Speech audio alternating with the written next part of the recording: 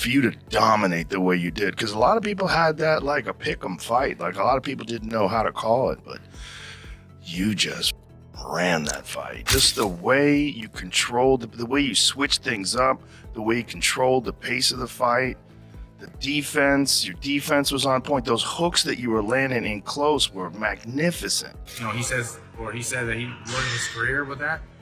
Maybe he's blaming that for his loss against Crawford. I don't know, but he accomplished a lot. Joe Rogan just delivered a subtle but brutal reality check to Errol Spence without even saying his name. Instead, Rogan poured admiration all over Terence Crawford, calling his performance magnificent and brilliant. He emphasized how Crawford didn't just win. He dominated in one of the most watched boxing events in recent memory. Rogan noted that even casual fans were locked in, witnessing Crawford leave no doubt that he's the #1 pound-for-pound fighter in the world. With genuine respect in his tone, Rogan praised Crawford's unmatched skill level, and in doing so, completely eclipsed any talk of Spence. It wasn't direct disrespect, but the message was loud and clear. Crawford's greatness was so overwhelming, it effectively put Spence in the shadows and cemented Crawford's place among boxing legends. Yes. Cracker of the year, that's right. Yeah, I try to use X as a good platform to bring laughter, bringing humor back and comedy, making people feel good. Well, you can get wild. Yeah, I get a little wild sometimes. You can get wild on X. Yeah, you could get a little wild on X, but I try to. Joe Rogan just exposed the massive gap between Errol Spence and Terence Crawford, and he did it without throwing a single insult. In classic Rogan fashion, he let his words speak volumes, saying while Spence is a great fighter, Crawford is an all-time great. That one line made it crystal clear. There are levels to this game, and Crawford is sitting alone at the top. Rogan highlighted how surreal it was to watch an elite boxer like Spence get outclassed by someone operating on an entirely different tier. Crawford is at the top of the mountain, he said, a powerful statement that perfectly captured the dominance fans witnessed. Without tearing Spence down, Rogan lifted Crawford so high that the difference between them became impossible to ignore. That be why spotlighting Crawford's accomplishments, IQ, and razor-sharp skill set, Rogan shut down every pre-fight doubt and every voice that questioned Crawford's greatness. It wasn't just praise, it was a subtle dismantling of any narrative that once had Spence on equal footing. Well, the wise people picked you as a favorite. You know, just based on your accomplishments. It's not like Errol Spence wasn't a great fighter. He's a great fighter, but it's so interesting when you watch a great fighter against what I believe is an all-time great. It's just that there's just levels upon levels upon levels upon levels. And right now, you're at the top of the mountain. yes. And I'm enjoying it. I'm enjoying it. Beautiful. You deserve it. You deserve it. That's when you planned for that fight, you knew that you were probably going to fight him. Like for the last few years, it was something that was on the table. But not really. There was a point in time where I was like, I shifted gears and I shifted my mind off of Errol Spence because I didn't feel like the fight was going to happen. Errol Spence is still talking like Terence Crawford hasn't already cemented his legacy, and it started to sound like deflection. By saying Crawford needs to take on bigger challenges like fighting Canelo Alvarez to really be great, Spence is acting like Crawford still has something to prove. This despite the fact that Crawford already dominated him in their fight. Spence making a potential rematch conditional on Crawford fighting Canelo first only adds to the narrative. It feels like he's moving the goalposts. Before their fight, Crawford was the mountain to climb. Now that Crawford not only climbed it, but planted his flag at the top, Spence seems reluctant to give him the credit he deserves. Instead of acknowledging that Crawford is already at the pinnacle of the sport, Spence is shifting the conversation to future challenges, as if Crawford's legacy isn't already written in bold. But the truth is, there's only one chase going on right now. Spence trying to catch up to the level Crawford's been on. I mean, it could happen. I mean, why not? If Crawford want to challenge himself to be great, let him try to be great, So, what I'm saying, I'm with it. So, I'll be going for Bud. If he fight Canelo, I'll be going for him. I mean, I don't know if he's gonna win or lose, but I definitely be going for Crawford. I think if anybody can pull it off, he can pull it off. He's chasing greatness, so why not? Canelo came up to 175 and all that, and fought Kovalev and fought the other guy too. So I mean, if he can do it, he started at 147. So I mean, if he's doing it, why can't Crawford do it? Mikey Garcia's recent comments about Errol Spence's drinking habits have reignited serious concerns about Spence's long-term dedication to the sport. Garcia didn't call Spence out directly, but his message was crystal clear. If a fighter wants to reach their full potential, they have to live the life. No alcohol, no partying, no self-sabotage. It was a firm reminder that talent alone isn't enough. Without full discipline, Spence's struggles with drinking have been well documented, especially following his 2019 car crash caused by drunk driving. While he made a remarkable return and picked up wins afterward, there were always lingering doubts about how his lifestyle choices might eventually catch up with him. Now, in the aftermath of his crushing loss to Terence Crawford, those questions have only gotten louder. And interestingly, even Spence himself seems to be admitting, at least partially, that his past drinking habits may have played a role in his decline. It's not just about a single loss anymore. It's about what could have been if he had fully committed to the grind outside the ring as much as inside it. I was never drinking. I was never out there. You gotta take care of your body. You gotta be healthy. You gotta fucking train. You gotta be eating right.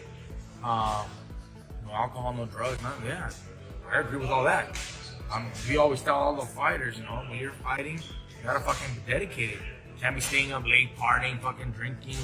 No, you gotta dedicate yourself, bro. If you don't dedicate yourself like that, then you're only limiting your abilities. You're limiting your growth. You're limiting your potential. And your window of opportunity. Yeah. So you gotta take advantage while you're there. Dedicate 100%. So I agree with all that.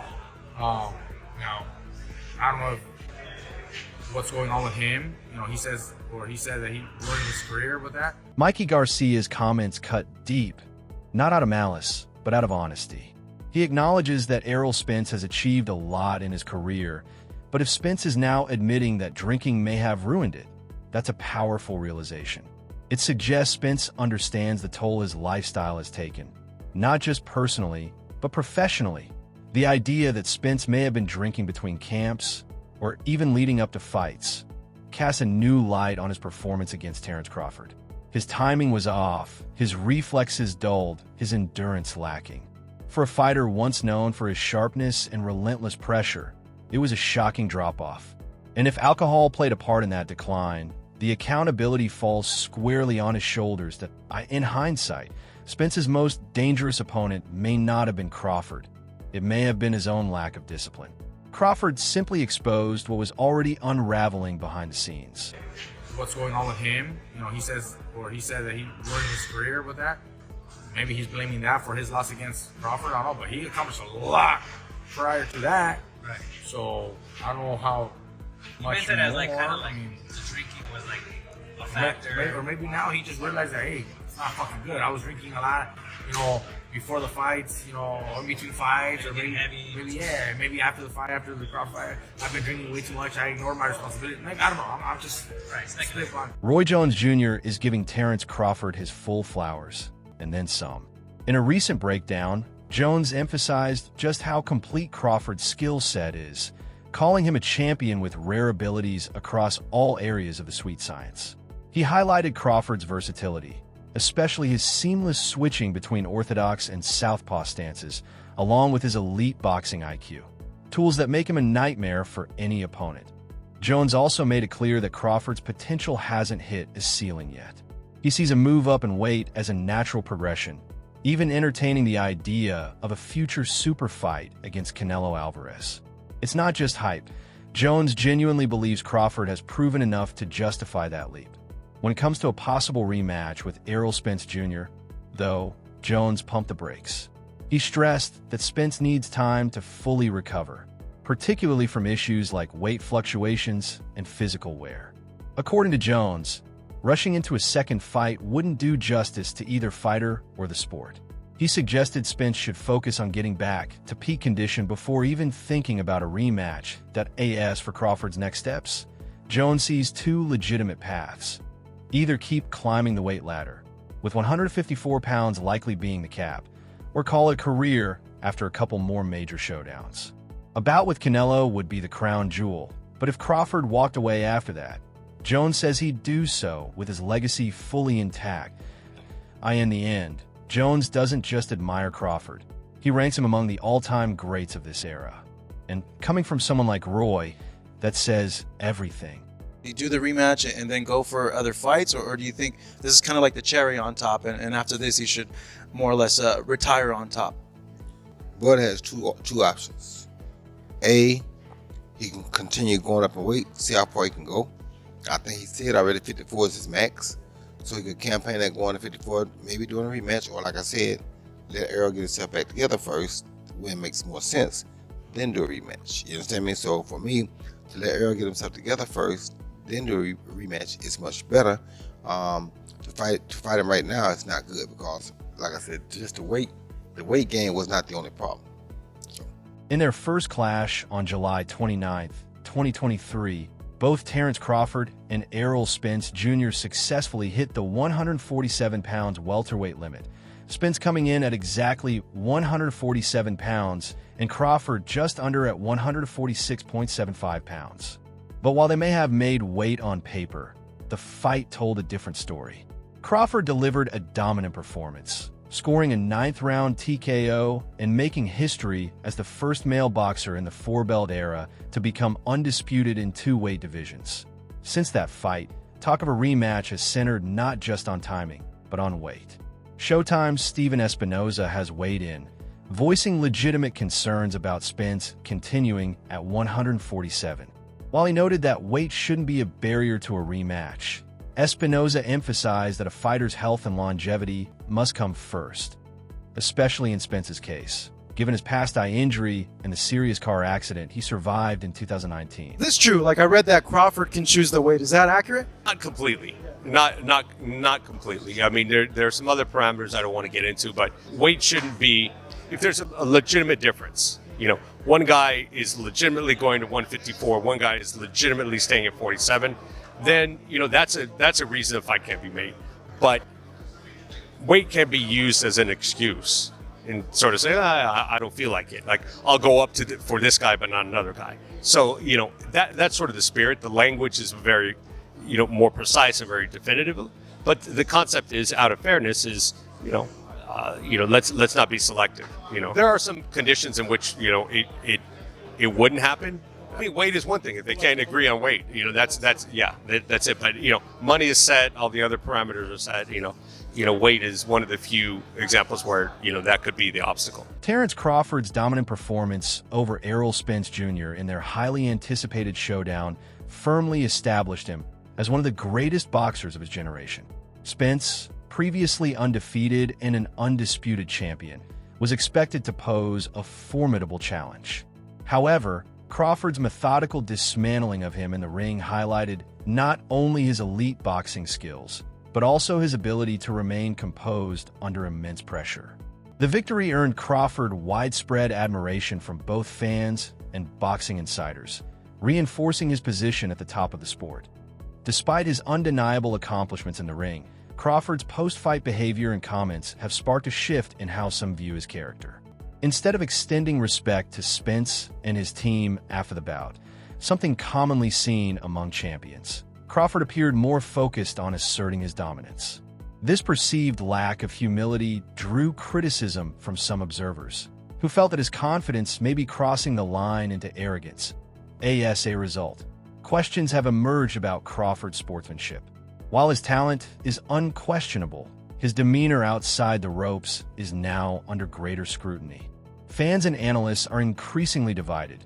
Should a champion be judged solely by his performance in the ring, or does his conduct outside of it also shape his legacy? That's dope, man. And I really appreciate you just being a regular dude who's very, very, very, very, very skilled at something. I'm glad you're getting your flowers, and I hope the biggest of bags come your way in these next few years with how things play out for you, man.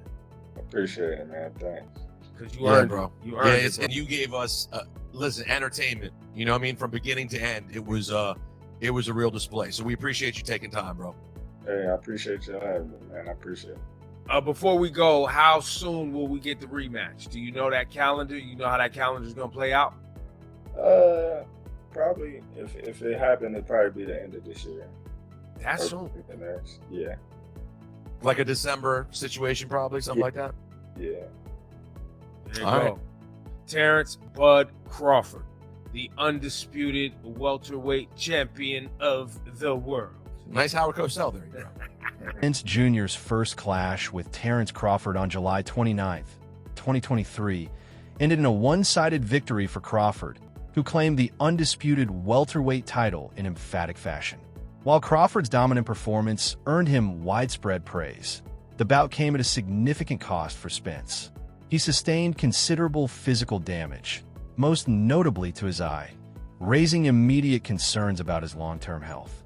These injuries, combined with his previous recovery from a serious car accident, forced Spence to step away from the ring to focus on healing. As a result, the highly anticipated rematch between the two has yet to materialize, leaving fans and analysts in suspense. Crawford has expressed openness to a second fight, but only once Spence is fully recovered and in top form. Given the brutality and intensity of their first meeting, a rematch with a completely healthy Spence is viewed as essential to truly gauge how competitive the rivalry can be. The idea that a fully recovered Spence could offer a stronger challenge adds another layer of intrigue. Many believe that the rematch has the potential to be far more competitive, possibly revealing a different dynamic between the two elite fighters. For now, the boxing world waits, but the appetite for a second showdown continues to grow, driven by both unanswered questions and the hope of witnessing both warriors at their physical peak. The fact that Spence, right away, he's like, rematch 54, that tells me he can't make 47 anymore. He doesn't care about the titles. He don't care about undisputed. He's just trying to win at this point, and that just tells me there's no chance that he's making 47 because he didn't even care about the titles anymore. He just said rematch 154. Let's do it. Like, he didn't mention undisputed. He didn't mention championships. He didn't mention like Canelo. I know Canelo said, hey, he beat me at 75. I want to beat him at 75. Spence was like, fuck that, 54. So yeah, that tells me a lot. But not surprised. I am surprised it's in December. I don't know if that's accurate or true, or if that's actually going to happen. But I don't think that's enough time for Spence to recover. While the majority of boxing fans eagerly anticipate a rematch between Terence Crawford and Errol Spence Jr., a growing group of voices is questioning whether a second fight is in the best interest of the sport, particularly for Spence. After their first encounter, which ended in a dominant victory for Crawford, Spence's career took a significant hit, both physically and mentally. The brutal beating he endured in the ring raised serious concerns about his health, especially given his history with a devastating car accident. His injuries, particularly to his eye, have led many to question whether continuing to compete at the highest level is a wise decision. Some critics argue that a rematch could do more harm than good for Spence. There are fears that another loss or further physical damage could jeopardize his long-term health and impact his legacy. Boxing is a notoriously brutal sport, and repeated head trauma can have lasting effects, especially for a fighter like Spence, who has already faced significant hurdles in his career. The one-sided nature of their first fight has led some to believe that a second meeting would only expose Spence to unnecessary risk, potentially further diminishing his career and health. There's also concern that such a rematch could tarnish the reputations of both fighters. If Spence enters the ring underprepared or unable to fully recover, the fight may not live up to the high expectations set by their first bout. While many fans crave the rematch, the reality is that it's crucial for both fighters to be in the right condition to give their best performance. For some, that may mean not rushing into a second bout, and instead prioritizing health and career longevity. Ultimately, the decision to move forward with the rematch will depend on how Spence recovers and whether both sides agree it's in their best interests. We're getting him up out of here one more time. Why do we want to see that? I mean, that's I think it's bad for boxing. If he does the same thing again, he puts it on Spence again like that. I mean, you almost ruin it could almost ruin a career. You're taking two happens like that. You know, brutal beatdowns. Yeah. I can see that. You know what I mean? Spence doesn't want that work again. Thanks for tuning in. Stay tuned for the next video. Until then, take care